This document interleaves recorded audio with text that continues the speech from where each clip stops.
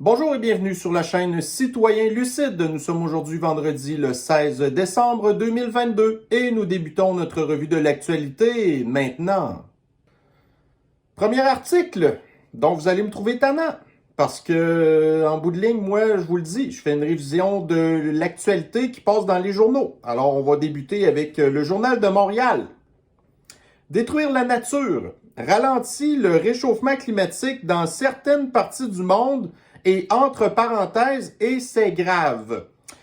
Donc, on va prendre le temps d'aller lire un petit peu l'article parce que, voyez-vous, ça revient un petit peu à un autre article que je vous ai parlé avant hier, OK? Donc, on va y jeter un œil. Alors, ça va nous permettre un petit peu de comprendre que les apocalyptiens du climat semblent pas trop comprendre comment que le climat fonctionne, OK? Et que toutes les affaires vont causer des affaires que ces gens-là n'ont pas prévues, puis qu'en bout de ligne, ça fuck tout leur plan, OK? Mais, tu sais, quand on voit des articles de même, c'est pas juste de lire le titre puis de rire en bout de ligne, là.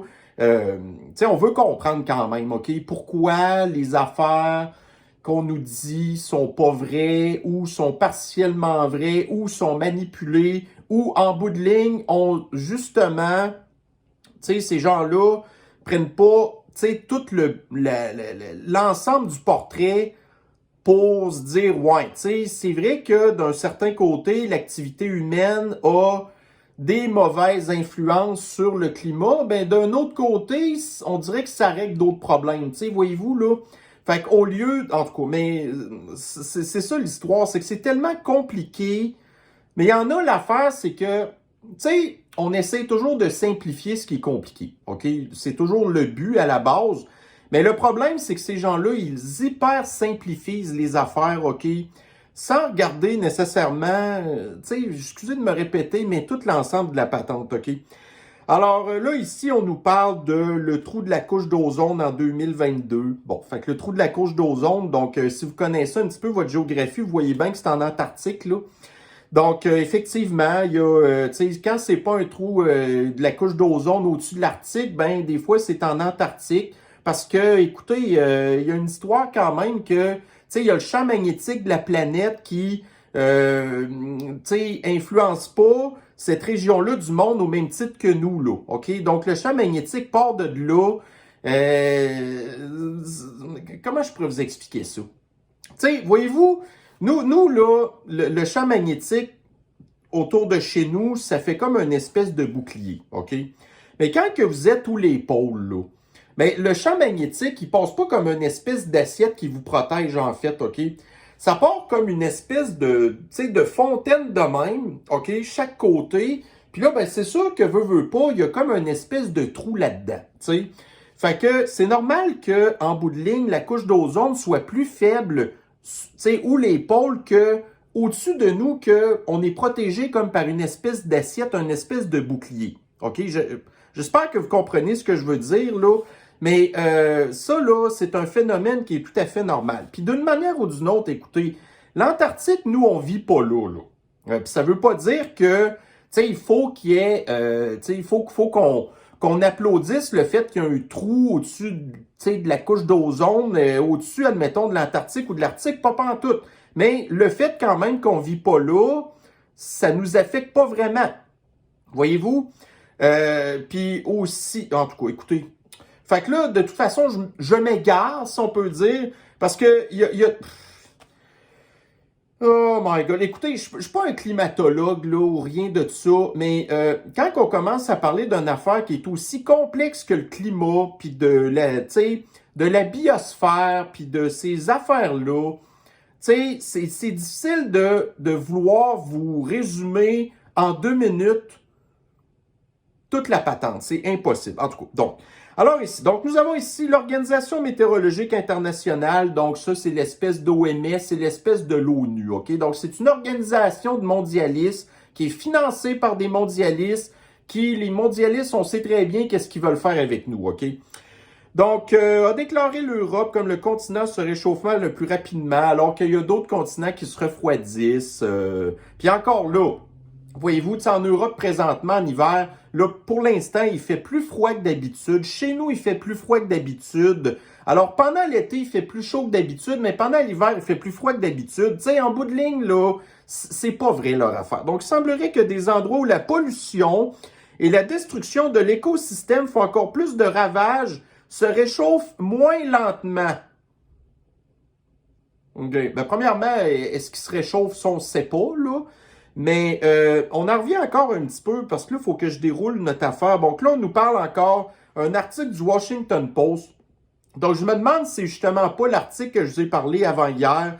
Fait que là, vous avez le Journal de Montréal qui, bon, pour une fois, nous reparle pas de cette nouvelle-là, genre 2-3 mois plus tard, là, parce que souvent, c'est ce qu'ils font, ils sont très en retard sur la nouvelle, OK? Puis là, ben, on nous parle du journal scientifique de Nature. Donc, je pense que justement, l'article que je vous ai parlé avant hier faisait référence à cet article du Nature, là, OK?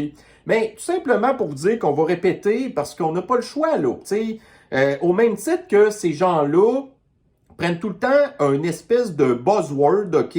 Puis qui nous le répètent, ils nous le répètent, ils nous le répètent, ils nous le répètent en pensant qu'à un moment donné, ça va comme devenir la vérité, puis que ça va nous rentrer dans la tête, puis que c'est ça qu'on va croire.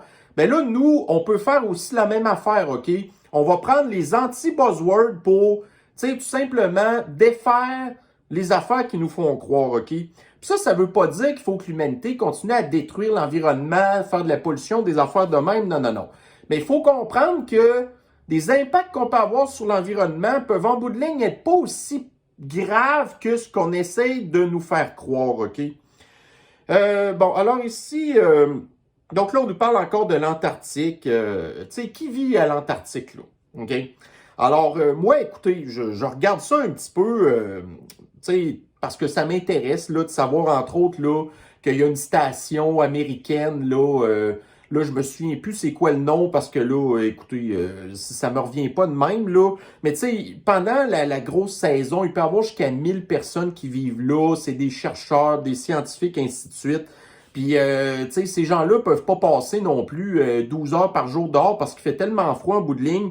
Puis, tu sais, avec la quantité de vêtements qu'ils ont sur le dos, ben, tu sais, on s'entend que c'est pas les ultraviolets qui vont probablement leur causer un cancer de la peau comme nous, en plein été, on se promène en bikini, genre, là, tu sais. Donc là, c'est ça, on nous parle de l'ouest de l'Antarctique, l'une des régions du monde qui se réchauffe le plus rapidement. Donc, c'est justement là, d'ailleurs, que la station en question allait, OK? Donc, c'est pas à Prudhoe Bay, là, c'en est une autre.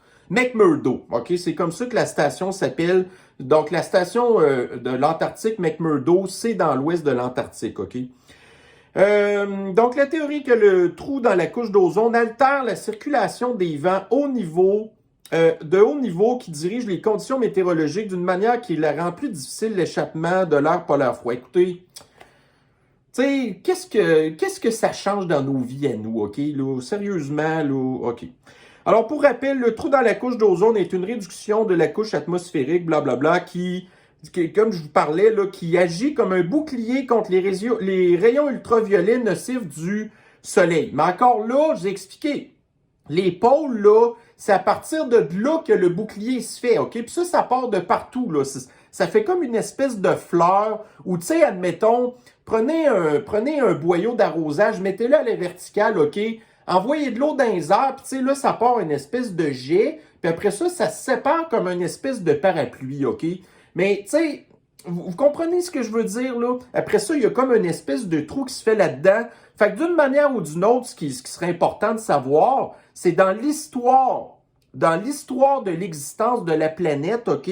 Faudrait voir si les trous dans la couche d'ozone, très possiblement au même titre que les changements climatiques, OK?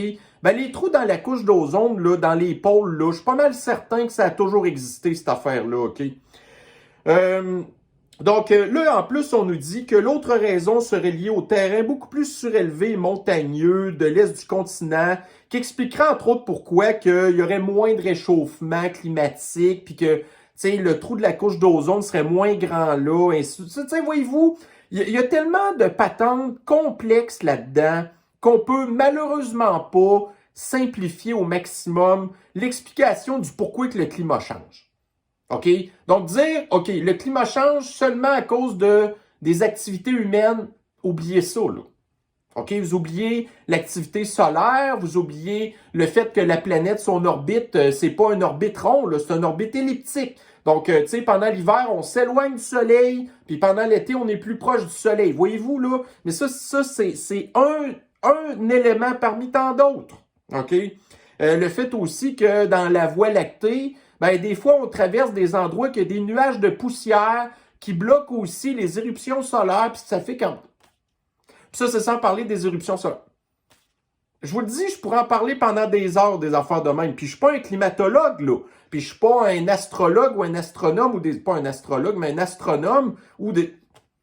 Mais, tu sais, je suis quand même capable de comprendre les petits principes de base, puis de me dire que, ouais, en bout de ligne, tu sais, on peut pas répondre à une question simple. Tu sais, en tout cas.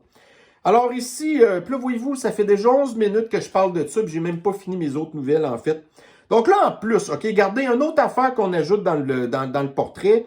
Donc, on nous parle aussi des eaux de l'Atlantique du Nord. Donc, la destruction des courants marins par le déversement des eaux douces provenant de la fonte de la calotte glaciaire groenlandaise est aussi un facteur de diminution de la vitesse du réchauffement dans le nord de l'océan Atlantique. OK. Donc là, tu sais, en Antarctique, ils disent que ça se réchauffe dans l'ouest, mais pas dans l'est, parce que dans l'est de l'Antarctique, ça se refroidit, là. Mais dans l'ouest de l'Antarctique, ça se réchauffe, OK? Puis là, on nous dit que dans des secteurs de l'océan Atlantique, il y a des endroits que ça se refroidit et des secteurs que ça se réchauffe, OK? Oh, OK. Donc là, on voit que, dans le fond, la calotte glaciaire du Groenland qui fond, ben là, c'est en train de vouloir changer les courants marins, puis qu'en bout de ligne, ça pourrait représenter un refroidissement climatique. OK? Puis là, on nous réexplique encore, là, on nous parle du Gulf Stream là-dedans. Je veux pas vous ennuyer, mais ça vaut, tu sais, si vous voulez comprendre un petit peu, parce que ça, il y a quand même des patentes scientifiques là-dedans. Donc, voyez-vous, d'ailleurs, tu sais, c'est un article qui est quand même assez objectif. Tu sais, on nous explique les affaires. Mais en bout de ligne, c'est que c'est les conclusions en arrière de tout ça qu'ils attribuent les changements climatiques seulement aux activités humaines après ça. Okay? Ça, c'est le problème là, de la conclusion. Donc, en Inde, là encore, le Post nous rapporte la même raison au ralentissement du réchauffement dans cette région. Notre destruction de la nature avec ici la pollution. OK? Donc, le codicien explique ici que les aérosols, et ça, je vous en ai déjà parlé, ou particules fines en suspension dans l'air ont généralement un effet de refroidissement. Donc, l'activité humaine, apparemment, ben alors, en tout cas, il semblerait, puis là, on parle en Inde, OK, où ce que, tu sais, l'Inde, là, c'est probablement un des plus gros pollueurs de la planète, là, OK, au niveau des émissions de gaz à effet de serre, puis de la pollution de l'air, puis ainsi de suite. Ben là, en bout de ligne, on nous apprend, puis ça, moi, je vous en ai déjà parlé, que les aérosols particules fines en suspension dans l'air ont généralement un effet de refroidissement car ils bloquent et dispersent la lumière du soleil et peuvent stimuler la formation de nuages.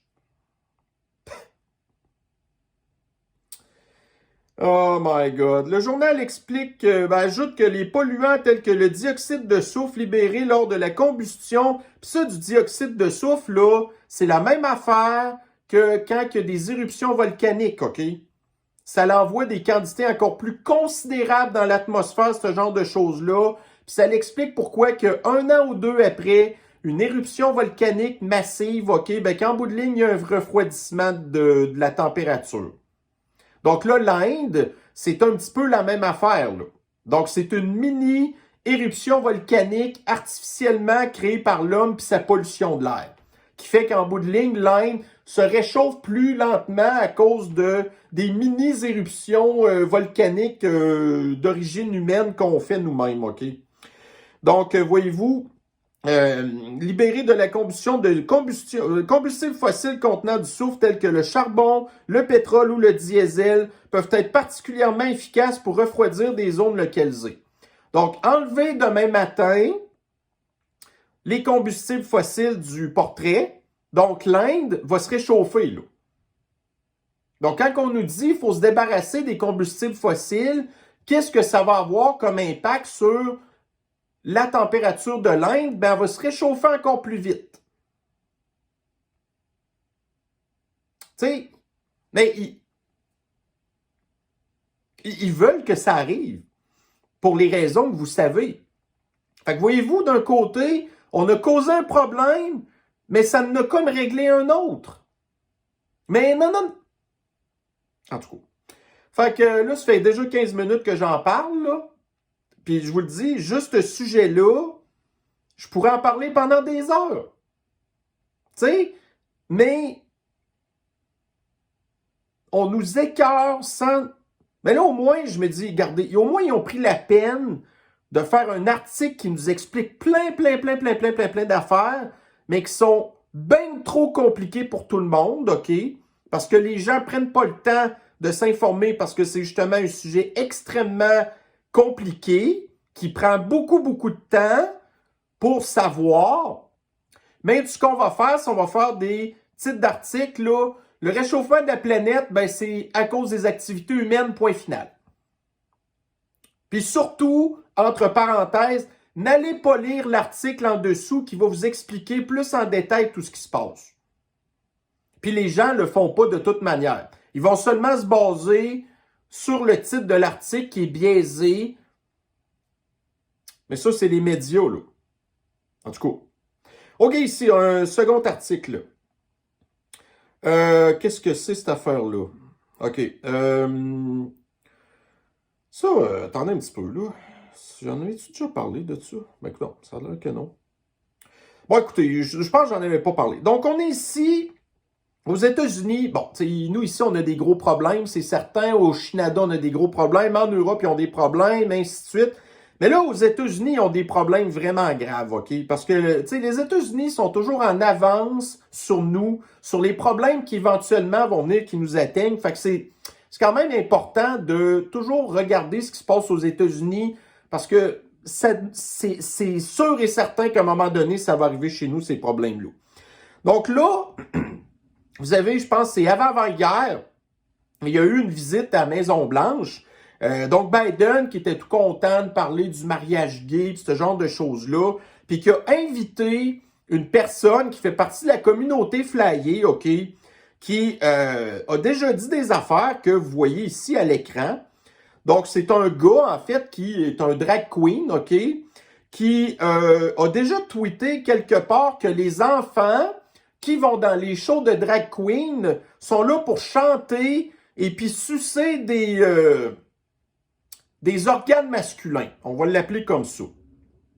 Puis ce gars-là a été reçu à la Maison-Blanche pour dire comment est-ce que la communauté flyée avait des affaires positives à apporter à notre société. OK? Fait que là, vous avez ici une image du gars en question qui a été reçu à la Maison-Blanche, qui explique des affaires qui sont totalement inacceptables en rapport avec des enfants qui n'ont rien à voir avec ses problèmes à lui, le gars, là. Mais ça, ce gars-là a été reçu à la Maison-Blanche, puis c'est un nouveau héros. Encore une fois. OK? Ouais, en tout cas. La presse. Donc, projet de loi C-18 adopté. Donc, ça, c'est un projet de loi du Canada qui va obliger Facebook à payer aux médias des redevances que Facebook reçoit en rapport avec ses publicités pour, je vous avais déjà parlé, comment est-ce que moi, personnellement, j'utilise, admettons, des articles de journaux avec les liens, que vous allez cliquer sur le lien de l'article qui vous amène sur le site du média et que là, une fois que vous êtes là-dessus, les médias font de l'argent parce que vous avez cliqué sur leur article. Puis Facebook ne fait pas une scène avec ça. OK?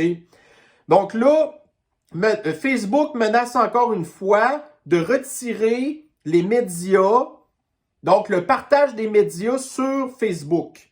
Donc si ça se passe, voyez-vous, toute ma page Facebook, là, qui est basée sur le fait que je ne partage que des patentes de médias, ma page, là, Facebook, elle disparaît. Donc, une façon de s'informer, une façon pour les médias de faire de l'argent. Donc là, Facebook va retirer les médias. Les médias pensent qu'ils vont faire de l'argent avec Facebook, alors que Facebook va les enlever de Facebook Puis là, en bout de ligne, va arriver quoi? Les médias vont faire moins d'argent, ils vont être encore plus en train de faire faillite, puis c'est encore plus le gouvernement, donc le payeur de taxes, qui va être obligé de financer les médias. Parce qu'encore une fois, au même titre que les changements climatiques, les médias ne comprennent pas des affaires compliquées qu'on veut essayer de simplifier. Ben, qu'ils veulent essayer de simplifier, mais qu'on ne peut pas simplifier parce que c'est compliqué. Fait qu'en tout cas, est-ce que la page est sur le bord de disparaître? On verra. Je vais vous tenir au courant. Donc, encore une fois ici, OK. Donc, Biden encore, il y a une couple de jours qui annonçait que les États-Unis vont investir ou gaspiller en corruption 350 milliards de dollars pour, en fait, là, que l'Afrique devienne une économie digitale. Donc, l'Afrique, là, c'est déjà devenu une espèce de nouvelle colonie de la Chine, OK? Qui sont déjà très, très, très infiltrés en Afrique, OK? Là, vous avez les États-Unis qui sont en train de perdre le contrôle de leur espèce d'impérialisme américain, qui pensent qu'avec leurs 350 milliards de dollars, qui vont renverser la vapeur pour essayer de déloger la Chine de l'Afrique. Et là, en bout de ligne, qui va payer pour ça? C'est pas Biden, là. C'est encore une fois le payeur de taxes. Puis sur le 350 milliards, combien va servir à régler les problèmes en Afrique pour le peuple africain? Ben, s'il y en a peut-être 1 milliard, puis le restant, ça se retrouve tout en corruption, en bout de ligne, ça ne va pas régler les problèmes, ça va juste les rempirer. Et ça, voyez-vous, encore une fois, un autre problème trop compliqué qu'on pense qu'il va se régler seulement en envoyant de la corruption. Puis en bout de ligne, ce que ça va faire, c'est juste rempirer la patente. Encore une fois. Donc, chaque fois que ces gens-là font quelque chose, c'est eux qui empirent les problèmes. Tout le temps, tout le temps, tout le temps, tout le temps. Puis après ça, on nous enlève nos droits et libertés. Puis après ça, ils créent d'autres problèmes qui continuent à ajouter de l'huile sur le feu. Puis quand on continue encore à nous enlever des droits et libertés, à nous appauvrir, puis ces gens-là continuent à s'enrichir, à s'amuser sur notre dos. En tout cas. Alors ici, nous avons dans deux Reuters. Qu'est-ce que c'est ça? OK. Donc, le Sri Lanka, qui a de ça peut-être quoi, 8 ans, genre, a adopté les politiques du Grand Reset. Donc, le Sri Lanka a été une espèce d'expérience du communisme du Grand Reset qui, voyez-vous, en l'espace de même pas 10 ans, le Sri Lanka est devenu un des pays les plus pauvres au monde. Fait que là, il est endetté au bout. On apprend dans l'article que le Sri Lanka, la dette du Sri Lanka,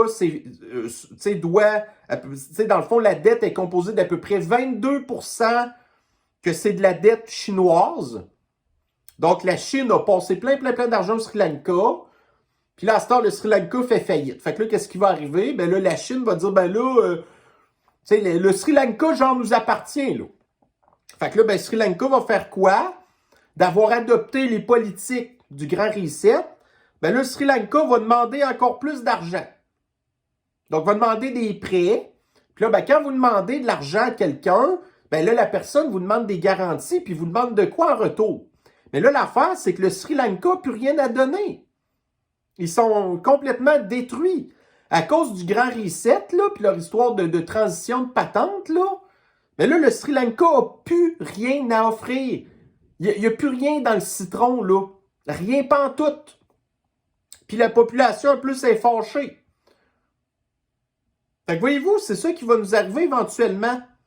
Tu sais, admettons, là, regardez, le capitalisme a bien des problèmes, mais sans bout de ligne que vous êtes capable de vous relever, puis d'ajuster votre façon de produire des trucs, puis de faire de l'argent, c'est tel que tel. Mais là, le Sri Lanka n'a plus rien à offrir. C'est devenu un désert économique. Donc, il est endetté auprès de la Chine, puis là, il redemande de l'argent. Mais là, quand bien même que vous allez prendre un arrosoir pour aller mettre un petit peu d'eau sur le désert, qu'est-ce qui va arriver? Ça va rester un désert. Fait que c'est ça que le Grand Reset a fait. Tu sais, En tout cas, bonne chance au Sri Lanka. Donc, si dans le New York Post, OK, vous avez probablement entendu parler de cette histoire-là, là, l'espèce de gars, là, le millénial, qui a profité de la crypto-monnaie, qui a fait beaucoup d'argent en 2020 et, mettons, jusqu'à 2021, puis qu'après ça, ça a complètement craché, OK? Ce gars-là, là, écoutez, c'est un ami des démocrates. Puis, mais l'affaire, c'est que sa fortune n'a pas duré longtemps, là. Il en a peut-être vécu, quoi, 1 an de ça? Il a tout gaspillé son cash. Là, ça fait faillite. Là, il est rendu au Bahamas, dans une prison où il ne peut pas manger son régime vegan. Puis là, il y a des rats là-dedans, puis tout. Puis là, il est sur le bord de s'en retourner aux... En tout cas, moi, j'ai bien hâte de voir ce qui va arriver avec cette affaire-là. Mais, encore une fois, c'est un ami des démocrates. Tu sais? Ils ont bénéficié de ça au bout. Fait que, tu sais, je ne rentrerai pas trop dans les détails parce qu'encore une fois, je peux pas vous résumer cette histoire-là en 2 minutes. Mais moi, ce que je retiens de ça, c'est que le gars, c'est un crosseur, puis c'est un ami des démocrates. Puis là, bon, moi, je suis content parce que comparativement, mettons, à des Bill Gates de ce monde qui, sa fortune, elle remonte à quoi? Plus que 40 ans. Le gars est encore super riche, il fait ce qu'il veut. Ben là, lui, le gars, là, regarde, il était riche 1 an et demi, puis là, son empire s'est complètement effondré. Mais le problème, c'est qu'il y a des gens qui aiment ça, les crypto-monnaies. Mais là, à cause de ce gars-là qui a crossé le système, ben là, il va y avoir encore plus de règlements puis de lois pour contrôler les crypto-monnaies. À cause de ce crosseur-là qui, en bout de ligne, en a fait bénéficier les démocrates. D'ailleurs, on apprend que ce gars-là a investi énormément d'argent pendant la campagne électorale de Biden en 2020. Donc, voyez-vous, les démocrates ont fourré le système électoral américain, puis c'est fait financer par ce gars-là qui est un crosseur. Après ça, on va nous dire que la démocratie est saine, tout est beau. OK, Service Canada. Donc, dans Radio-Canada, des employés fédéraux noirs accusent des représentants du gouvernement de racisme. Regardez, c'est compliqué encore cette histoire-là. Moi, le seul patente qui m'intéresse là-dedans, c'est qu'on sait comment est-ce que le wokisme nous emmène vers quoi. Ben, en bout de ligne, on va avoir de plus en plus de Noirs au Canada. Les Noirs sont pas contents. Là, les Noirs sont rendus qui travaillent dans la fonction publique. Les Noirs sont pas contents. Puis en bout de ligne, ben c'est ça. Donc là, le bordel est pogné dans les histoires du gouvernement. Puis ça, c'est quand même une bonne affaire, là. Parce que toutes les espèces de projets de Trudeau, après ça, puis du communisme, sont toutes retardés à cause des chicanes woke qui ont été provoquées par des gens woke comme Trudeau, qui disent « Ah, ça prend des Noirs partout, puis tout ça, c'est bien correct, j'ai rien contre eux. » Mais là, voyez-vous, ils sont pas contents. Donc là, voyez-vous comment est-ce que le gouvernement du Canada traite mal ses employés noirs? Ben là, les Noirs sont pas contents, ça a de l'air. Bon, est-ce que leurs revendications sont justifiées ou pas, là? Ça, c'est une autre histoire, mais ça, ce bout-là, je vais garder mon opinion pour moi, OK? Ici, donc, nous sommes dans le monde. OK, oui. Bon, voyez-vous un autre patente scientifique, là? En tout cas, apparemment. Alors, la politique zéro sniffles en Chine a été levée de ça une couple de semaines.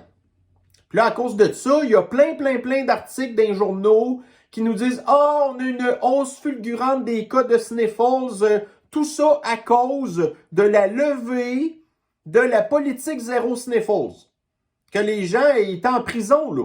Tu sais, c'était l'enfer. Ça faisait 2 ans là, que les Chinois étaient en prison, OK? Fait que là, à un moment donné, ça suffit. Mais là, l'affaire, c'est que dans l'article du Monde, on nous apprend que la montée des cas de sniffles avait commencé avant que la politique zéro sniffles soit enlevée. Donc, ce qui prouve que peu importe les mesures de contrôle social que vous allez faire, ça ne va rien changer sur l'évolution de la pandémie. Au pire, au mieux, en tout cas, ça va la ralentir. Mais ça ne va pas empêcher l'inévitable, OK? Donc, au moins, merci au monde d'avoir donné le micro à une personne qui est un expert dans son domaine qui nous explique que les mesures de contrôle social ne fonctionnent pas. Dans TVA Nouvelles, Pologne. Donc, le chef de la police hospitalisé suite à l'explosion d'un cadeau venant d'Ukraine. Je n'entrerai pas dans les détails. Moi, la seule patente que je retiens de tout ça, l'Ukraine n'est pas membre de l'OTAN. L'Ukraine, ça fait 2 fois qu'elle attaque la Pologne. Donc, la première fois, c'est avec les 2 missiles qui sont tombés sur la Pologne. Puis là, c'est l'histoire, on apprend ici une espèce de chef de police qu'un espèce de haut dirigeant de l'Ukraine a envoyé au chef de police polonais. Puis là, le cadeau, il a explosé en pleine face. Mais on va continuer d'envoyer des milliards de dollars aux poudreux. OK? Donc, l'Ukraine n'est pas membre de l'OTAN. Elle agresse un pays de l'OTAN. Quand un pays de l'OTAN est agressé par un pays non membre de l'OTAN, normalement, l'OTAN est supposé entrer en guerre contre le pays non membre de l'OTAN qui a agressé un membre de l'OTAN. Ça fait 2 fois que l'Ukraine fait ça, là. Et qu'est-ce qui se passe? Continuons d'envoyer de l'argent. Donc, The Washington Times. On apprend que pendant la pandémie, ça, je pense que c'est pas la première fois qu'on entend parler de ça, là, mais il semblerait que les jeunes adultes qui sont membres de la communauté flyée ont souffert de plus de problèmes mentaux pendant la pandémie. Mais l'affaire, c'est que c'est pas seulement pendant la pandémie que la communauté flyée souffre de problèmes mentaux. C'est tout le temps, là. Il y a plein d'études qui prouvent que les gens qui font partie de la communauté flyée ont plus de problèmes, des dépressions, toutes sortes d'affaires. Fait que c'est un peu normal que pendant la pandémie, ces gens-là qui déjà à la base souffrent de plus de problèmes mentaux, ont pendant la pandémie souffert de plus de problèmes mentaux que la population générale parce qu'il est tout le temps comme ça. OK? Ça, c'était pas une surprise. Donc, c'est dans le Figaro. Comment la Chine protège ses enfants et rend les nôtres débiles avec le réseau social TikTok? Bon, fait que, il y a 2 TikTok. Il y a le TikTok chinois, puis il y a le TikTok chez nous. Donc, le TikTok en Chine apprend toutes sortes d'affaires ultra constructives, ultra éducatives pour rendre leurs enfants à eux meilleurs. Mais nous, d'un autre côté, c'est le contraire. TikTok, ça sert à quoi? Ben, à ce que les gens se ramassent dans la communauté flyée, avec les conséquences que ça a, les problèmes. C'est ça, tu sais, ça là, c'est de la guerre de 5e génération. C'est comme ça que ça fonctionne. Donc, vous utilisez les réseaux sociaux, vous infiltrez la culture d'un pays, puis en bout de ligne, là, voyez-vous, ils deviennent tous zinzins, pendant que vous, au contraire, ben, vous utilisez votre culture pour améliorer votre société. Donc, TVA Nouvelles, un article un petit peu comique. Donc, ça encore là, écoutez, c'est de la plus pure spéculation puis tout, là. Mais moi, j'ai trouvé ça quand même drôle, OK? Donc, voyez-vous, les extraterrestres n'auraient pas contacté la Terre parce qu'il n'y a aucun signe d'intelligence. Donc, écoutez, c'est un article, encore une fois, qui vaut la peine d'être lu parce que c'est un petit peu difficile de le résumer en 2-3 minutes, mais on voit que, en fait, si les extraterrestres existent, puis sûrement qu'il y en a, là, on s'entend, l'affaire, c'est que pour eux, si, admettons, ils sont déjà venus chez nous, OK? On était, en tout cas, ça, c'est dans le temps qu'ils sont venus, là, l'histoire des pyramides, puis tout, on était quand même une gang d'attardés, là. On était très, très loin, d'être intéressant, OK? Fait que pour les gens qui, admettons, sont pas comme moi, admettons, je suis un amateur de Star Trek, OK? L'humanité a intéressé les extraterrestres aussitôt qu'on avait réussi à développer la façon de voyager là, à la vitesse de la lumière, là, le warp speed, OK? Mais avant ça, on n'était pas intéressant. Mais là, on ne l'est pas intéressant non plus. Puis voyez-vous, moi, je le vois plutôt du côté du fait que, admettons que les extraterrestres nous espionnent, puis là, ils font un petit peu comme nous, vous avez des gens qui analysent, admettons, l'information des médias, OK, genre, là, qui font du fact-checking puis des trucs de même, puis qu'en bout de ligne, ils se disent, ouais, finalement, ça vaut peut-être pas la peine de s'intéresser à l'humanité, regardez qu'est-ce qu'ils font. Au lieu de travailler pour, améliorer, faire avancer la technologie humaine, quelque chose de même. Tout ce qu'ils font, c'est de s'auto-détruire. Nous, on n'ira pas perdre du temps puis nos ressources à vouloir essayer de travailler avec ces gens-là qui sont en train de se détruire. Voyez-vous? C'est comme dire, admettons, je sais pas moi, vous prenez votre voiture, puis là, vous allez faire un voyage dans un endroit que, en bout de ligne, ça donne rien. Que vous n'avez rien à en tirer. Fait que vous allez passer des milliers de dollars, vous allez mettre votre vie en danger pour, en bout de ligne, arriver quelque part qui ne sert à rien. Les extraterrestres, c'est un petit peu la même affaire, là. Voyez-vous? En tout cas, moi, c'est un petit peu comme ça que j'ai perçu cet article-là, mais je l'ai trouvé bien comique. Ah, c'est ça ici, là, moi... ça, c'est encore un autre franc succès du Shinado. OK? Donc, écoutez, on sait que l'on parle de l'armée, là. On sait que notre armée, il y a des pays... Il y a des pays en voie de développement qui sont mieux armés que nous, OK? C'est pas des farces, là, mais encore là, bon, ça veut pas dire que, ils investissent bien leur argent pendant que la population crève. Ben, tu prends une grosse partie de ton argent pour aller faire de l'armée qui, en bout de ligne, personne ne va t'attaquer parce que tout le monde s'en fout de toi, OK? Mais là, nous, le Canada, on fait partie du G7, du G8, puis notre armée est une vraie blague. Parce qu'on fait juste se fier sur les Américains pour nous défendre si jamais il arrive de quoi. Fait qu'en bout de ligne, on n'est pas une nation souveraine, on est une nation dépendante. OK? Mais là, ici, au début des années 2000, là, écoutez, notre flotte de bateaux là, de guerre, ben, elle remonte à genre 40-50 ans. Nos bateaux sont tous finis, puis en plus, on les a mal entretenus. Pendant que vous avez des pays qui sont rendus avec des nouvelles technologies vraiment plus hautes que les nôtres, ben nous, on est vraiment en retard. Mais là, en tout cas, donc là, vous avez ici le Shinada qui a décidé de renouveler ses bateaux.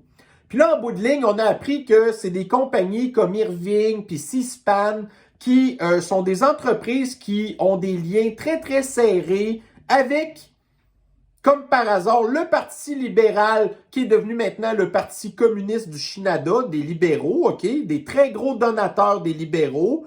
Et là, les libéraux ont donné les contrats à Irving et Seaspan pour fabriquer les nouveaux bateaux. Donc là, les bateaux, ça a comme commencé genre en 2013. On était supposé commencer à avoir des bateaux en 2015, mais finalement, on a reçu les bateaux à partir de 2020. Donc là, les bateaux, on les a reçus. Ben, en tout cas, pas toutes, là. Donc là, il y en a encore qu'on n'a pas reçus. Mais les bateaux ont déjà des vices de construction, des gros problèmes. Là, on nous parle, entre autres, dans l'article ici, que les bateaux en question, ben là, le système de traitement d'eau est pollué par du plomb. Okay. Puis là, on ne peut pas réparer ça de même. Ça va être compliqué. Puis là, l'autre truc qu'on apprend, c'est que le contrat qui avait été négocié avec Irving et Seaspan, quand vous achetez une voiture, vous avez une garantie si jamais il y a un problème. Mais là, la garantie qui a été négociée avec les constructeurs de bateaux, ben, c'était une garantie de 1 an. Donc, les bateaux sont supposés, si on se fie à nos bateaux actuels qui ont 40-50 ans, ben là, tout ce qu'on a réussi à avoir, c'est une garantie d'1 an. Puis là, les problèmes qui sont arrivés là maintenant, ça ne va pas passer sa garantie parce que les problèmes se sont comme manifestés après. Fait que là, c'est les payeurs de taxes qui, déjà en partant, le projet qui était évalué à quelques milliards de dollars a été inflationné au bout, là. Puis là, en plus, il va falloir qu'on paye pour des erreurs, des vices de construction. Puis l'autre patente aussi, moi, qui m'a surpris là-dedans, pour les gens qui s'intéressent un peu à ça. Donc, voyez-vous le bateau sur le côté, là? Parce qu'il y a des problèmes de design là-dedans aussi, là. Donc, on voit que le bateau, en fait, là, c'est vraiment une espèce de mur, OK? Et depuis les années 90, les nouveaux bateaux, maintenant, il y a des angles un petit peu partout dedans, OK? Parce que, admettons, une façon d'être détecté sur la mer, c'est que vous avez les bateaux au loin qui envoient des ondes sonores. Donc, ça l'envoie une onde, là, ça pogne quelque chose, puis après ça, l'onde te revient. Puis là, tout de suite, tu es capable de savoir sur ton sonore, genre ton radar, il y a un bateau à telle place. Mais là, quand vous mettez des angles, admettons, dans le bateau, ben là, l'onde arrive, puis après ça, il réfléchit ailleurs, puis elle te revient pas, puis là, en bout de ligne, tu as une signature radar, donc t'es ce qu'on appelle t'es furtif. Donc, t'es plus difficile à détecter. Donc, depuis les années 90, tous les bateaux des grandes armées américaines, européennes, tout ça, ils ont toutes des angles partout dans le bateau. Mais non, nous, les bateaux canadiens de guerre, ben, rien de furtif. Fait qu'on va se faire détecter tout de suite par les ennemis qui vont nous envoyer des missiles, qui vont buter nos bateaux dans le temps de le dire.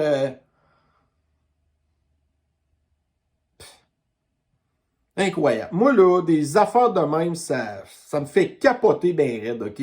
Peut-être que pour vous, c'est pas important, mais pour moi, ça l'est, puis moi, je trouve ça vraiment choquant de voir jusqu'à quel point qu'on est incompétent, puis qu'en bout de ligne, tout ce que ça a servi, ça a été d'aider un chum, c'est un chum, puis en bout de ligne, il n'y a jamais personne d'imputable.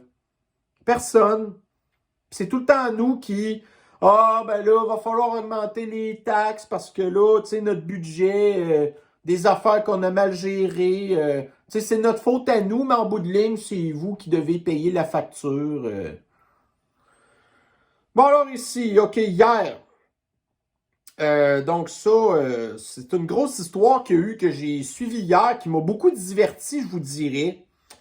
Donc, hier, à Twitter, donc on a appris qu'il y a beaucoup de journalistes, des médias de l'extrême gauche qui ont été bannis de Twitter parce qu'ils avaient partagé des informations qui, en bout de ligne, c'est ce qu'on appelle du doxing, OK? Donc, du doxing, en fait, c'est comme vous partagez des informations personnelles de quelqu'un qui peuvent mettre leur vie en danger. Comme par exemple, si, je sais pas moi, vous prenez la photo de l'adresse de quelqu'un, puis vous la mettez sur les réseaux sociaux, ça, c'est du doxing. Vous mettez la vie de quelqu'un en danger, OK? Donc là, il y avait quelqu'un qui, un petit gars, qui à la base disait que c'était un admirateur d'Elon Musk, qui avait inventé une espèce de système informatique pour être capable de suivre en direct tous les déplacements du jet privé d'Elon Musk, OK?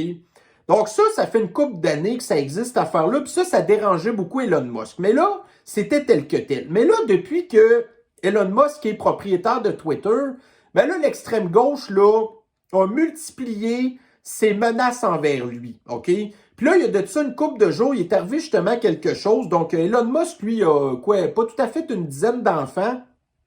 Puis là, il y a un de ses enfants qui était à Los Angeles, qui est en bas âge, OK? Qui est en voiture quelque part. Puis là, il y a un gars qui pensait qu'il avait affaire à Elon Musk, qui a arrêté la voiture en question. Le gars, c'était un fou furieux, OK? Il a sauté sur le capot de char de la voiture en question. En bout de ligne, tu sais, c'était un des enfants d'Elon Musk qui était dans le véhicule et non pas Elon Musk. Donc, l'enfant d'Elon Musk a été mis en danger à cause de ce genre d'affaires-là. Donc là, Elon Musk a banni des journalistes de l'extrême gauche qui ont comme fourni indirectement une façon de pouvoir suivre en direct ses déplacements. Puis là, Elon Musk a dit, garde, vous faites du doxing, moi je vous bannis, OK? Puis là, ça l'a fait une grosse chiale de merde, parce que là, l'extrême gauche capote. Ah, ben là, tu sais, vous disiez, Elon Musk, vous que, tu sais, t'étais pour le, tu sais, la liberté d'expression, ce genre d'affaires-là, nanana. Puis là, on se rend compte jusqu'à quel point ils sont hypocrites, parce que dans le temps que Twitter appartenait pas à Elon Musk, ben là, c'était des journalistes de la droite qui se faisaient bannir sans aucune raison. Puis ça, c'était vraiment sans aucune raison, parce qu'on s'est rendu compte il n'y a pas longtemps que, tu sais, il y a des gens qui étaient bannis, qui n'avaient violé aucune règle de Twitter, mais qui ont été bannis quand même. Mais là, le doxing fait partie des règlements de Twitter que tu peux pas violer. Tu fais du doxing, tu te fais bannir. Donc là, les journalistes ont fait du doxing, se sont fait bannir, tu sais. Puis là, après ça, vous aviez les gens de l'extrême gauche qui disaient, dans le temps que Twitter appartenait pas à Elon Musk, que, admettons, les gens de la droite se faisaient bannir. Et qu'est-ce que les gens de la gauche disaient? Ah, ben écoutez, voyez-vous, Twitter, c'est une entreprise privée, ils peuvent faire ce qu'ils veulent. Ça, c'est ce qu'ils disaient tout le temps. OK? Mais là, Elon Musk, la compagnie est encore privée. Là, les gens se font bannir de Twitter, qui est une entreprise privée, qui peut faire ce qu'il veut. C'est ça que l'extrême gauche disait. Mais là, voyez-vous, là, depuis que c'est Elon Musk, puis que les affaires se passent plus comme eux veulent, ah ben là, le fait que c'est une entreprise privée, là, ça fonctionne plus, là. Fait que voyez-vous, ça fait partie du drama qui se passe à Twitter depuis qu'Elon Musk est... Fait que tu sais, il y a peut-être des gens pour vous, ça vous intéresse pas, mais j'ai un autre article là, que je vais en parler un petit peu plus en détail, OK? Mais ce qui se passe sur Twitter, c'est vraiment ultra important. Vraiment, vous le réalisez pas. Si vous n'êtes pas sur Twitter, vous vous en foutez. Mais regardez, pour... tu sais, parce qu'on est vraiment en guerre avec l'extrême gauche, OK? Puis Twitter, là, c'est vraiment... Tu sais, pour nous, c'est pas une arme, là, mais c'est une façon de pouvoir nous défendre, si on peut dire. Fait que... En tout cas, bref. On va continuer. Donc, si nous avons... Ah ouais, voyez-vous, là... encore dans le Daily Mail. Donc, Philadelphie veut ramener l'obligation de la guenille obligatoire dans les écoles. En janvier, pas tout de suite, parce que c'est pas scientifique.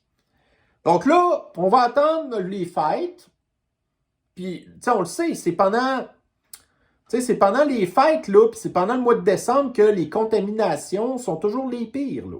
Après ça, au mois de janvier, ça rediminue, ainsi de suite. Fait que là, si la guenille donnait de quoi, mais là, l'affaire, c'est qu'ils vont la rentrer quand ça va servir à rien. Mais c'est pas la première fois que Philadelphie fait ça. Mais Philadelphie, c'est une ville de l'extrême gauche démocrate. Donc, voyez-vous, c'est arrivé le printemps passé. Donc, dans le USA Today. Donc, au mois d'avril dernier, Philadelphie avait joué au ping-pong un petit peu avec les obligations de guenille. Donc, ils l'avaient enlevé. Puis là, au bout de ligne, ils ont décidé de le remettre. Mais 2-3 jours plus tard, ils l'ont réenlevé. Mais là, dans l'article, on nous apprend qu'ils l'avaient enlevé parce que d'une manière ou d'une autre, les cas de sniffles étaient en train de baisser, mais c'est pas vrai pantoute. C'est parce que la population était en vierge. OK? Donc ça fait partie de la désinformation des médias. Ah, on a enlevé la guenille à cause que les cas baissaient de toute façon. C'est pas vrai. OK? Mais ce qu'on sait, par exemple, c'est que oui, Philadelphie a été obligé de l'enlever. Mais là, ils se réessayent. Ils pensent que le monde a oublié.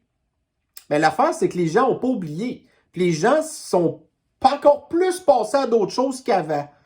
Fait que, regardez, on verra au mois de janvier, puis d'ailleurs, j'ai vu aujourd'hui, la ville de Boston, il y a encore une fois des gens qui font partie du culte du fascisme sanitaire qui réclament le retour de la guenille dans les écoles. Et qui est pris en photo? Tous des boomers, beaucoup de boomers, qui vont pas dans les écoles. Ça n'a rien à voir.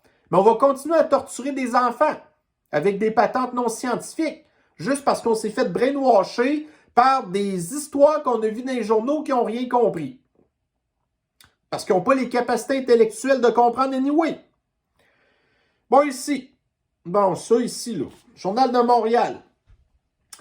Donc, il y a de ça une couple de jours. Une petite fille de 7 ans qui a été victime d'un délit de fuite à Montréal.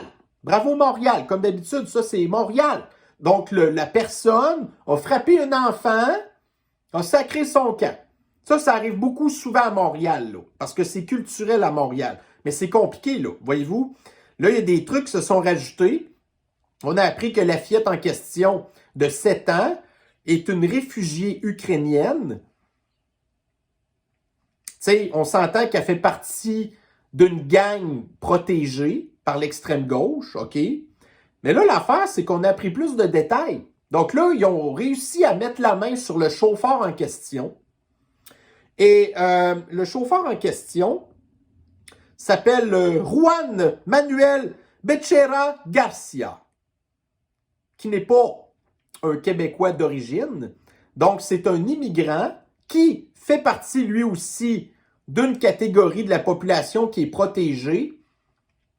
Alors là, donc, M. Garcia est déjà relâché. Donc, il a tué une fillette de 7 ans. Il a fait un délit de fuite. C'est un acte criminel. Il est déjà relâché avec comme seule condition qu'il n'a pas le droit de conduire un char. OK? Si le gars s'était appelé Jean Tremblay, pensez-vous que ça se passerait de la même manière pour Jean? Je pense pas, moi non plus, hein? Alors, c'est ça. Mais voyez-vous, le wokisme, là, ça a créé des catégories de la population qui sont protégées. Puis là, quand que des catégories protégées font des actes contre une autre catégorie protégée, là, le système est complètement fourré. Puis plus qu'il va y avoir d'immigrants, plus que ces affaires-là vont arriver. Voyez-vous, plus le système va être fourré. Puis un autre patente qui arrive aussi, voyez-vous, Juan Manuel, là, je ne sais pas d'où ce qui vient. Du Mexique, de la Colombie, du El Salvador, peu importe, c'est pas important. Mais où est-ce qu'il vivait, de la Colombie peut-être, où est-ce qu'il vivait, là, tu sais, il n'y avait pas le niveau de vie qu'il y avait ici, OK? Donc, Juan Manuel est parti de chez eux pour s'en venir chez nous, pour améliorer son sort. Pensez-vous que Juan Manuel est parti de son endroit où c'était de la misère pour arriver ici pour vivre encore dans la misère? Donc, première affaire que Juan Manuel a faite quand il est arrivé ici, il s'est trouvé une job, il s'est acheté un char. Parce qu'ils veulent un char. Tu sais, pour eux, c'est comme le rêve américain. Ils veulent devenir riches, ils veulent une maison, ils veulent un char, ils veulent faire de l'argent. Ils aimeraient ça voyager aussi. Voyez-vous? Mais c'est pas ça que des Trudeau veulent. C'est Juan Manuel. Il faut que tu reviennes ici. Toi, tu es habitué de te promener en mule chez vous, puis en vélo ou à pied. Ben, idéalement, il faudrait que tu fasses comme ça ici aussi. Puis en plus, chez vous, au moins, tu avais de la belle température à l'année. Mais là, chez nous, là, tu te claques 4 mois par année dans des bancs de neige, OK? Puis il va falloir que tu te promènes à pied. En tout cas, fait que c'est encore là... incroyable. Incroyable, incroyable. Bon, OK, on continue. Donc, la presse. Les entreprises sous le choc. À cause des tarifs d'électricité. Donc, les entreprises sont endettées, les entreprises ont de la misère. Qu'est-ce qu'on va faire? Le fleuron de la fierté québécoise, c'est notre énergie nationale qui est à peu près une des seules patentes qu'on a faites correctement. Sauf que bon, après ça, c'est la bureaucratie qui fait que là, c'est plus correct, là, parce que c'est géré par le gouvernement. Donc là, les entreprises ont de la misère, les taux d'intérêt qui augmentent tout le temps. Qu'est-ce qu'on va faire pour les aider, les entreprises? On va augmenter encore plus les taux d'électricité. Puis on apprend là-dedans en plus que c'est pas les grosses entreprises qui vont avoir les plus grosses augmentations. Les grosses entreprises qui ont les reins solides, qui ont de la liquidité, qui ont beaucoup d'argent. Non. Ça va être le taux des petits commerçants qui va augmenter plus que les grandes entreprises. Parce qu'on veut les mettre à genoux. On veut les faire disparaître. Voyez-vous? Puis là, dans des autres entreprises qu'on apprend entre autres qui n'auront pas des gros taux, c'est les niveaux, le tarif L qu'ils appellent. Le tarif industriel. Et qu'est-ce que certaines entreprises peuvent bénéficier du tarif L? Entre autres, les centres de données. OK? Qui servent à rien du tout. Qui consomment de l'électricité autant que la ville de Drummondville ou des petits villages ou des affaires de même qui servent à rien du tout. Que c'est juste des ordinateurs, qu'il n'y a personne qui travaille là-dedans, bénéficient du tarif L. Donc, ils n'auront pas une grosse augmentation de tarifs, mais plutôt, on va aller écœurer Chantal, qui a son petit commerce, qui, elle, va avoir une augmentation de ses tarifs. OK. Fait que, grosso modo, ben, ça fait le taux. OK, ouais. Non, c'est bon. Je vais arrêter d'en parler, dans le fond, parce que j'en ai parlé un petit peu tantôt, puis anyway, ça fait déjà encore 54 minutes. Christique, c'est long, hein? Donc, voyez-vous, je vais vous remercier encore une fois d'avoir visionné ma revue de l'actualité d'aujourd'hui. Comme vous pouvez le voir, il y a toujours plein d'affaires à dire. C'est vraiment un feu roulant. Je vous dirais que dans les dernières semaines, là, c'est sans arrêt. Je vois tellement passer de patentes que je pourrais jaser. Vous n'avez aucune idée comment est-ce que c'est fou jusqu'à quel point que sais, d'être dans l'actualité, en fait, là, c'est vraiment une job à temps plein, OK? Puis je suis pas payé pour ça, moi, là. C'est juste parce que j'ai juste ça à faire. OK? Pour le moment, en tout cas, là. Alors, c'est ça. Fait que si j'ai pu vous faire bénéficier un petit peu de ce que je fais, d'ailleurs, ben, en tout cas, tant mieux pour vous. Alors, donc, on est vendredi aujourd'hui. Je vais vous souhaiter une excellente fin de semaine. Reposez-vous, évidemment. Prenez un break. On se reprend dans le début de la semaine prochaine pour de futures revues de l'actualité. Bonne fin de journée. Bye bye.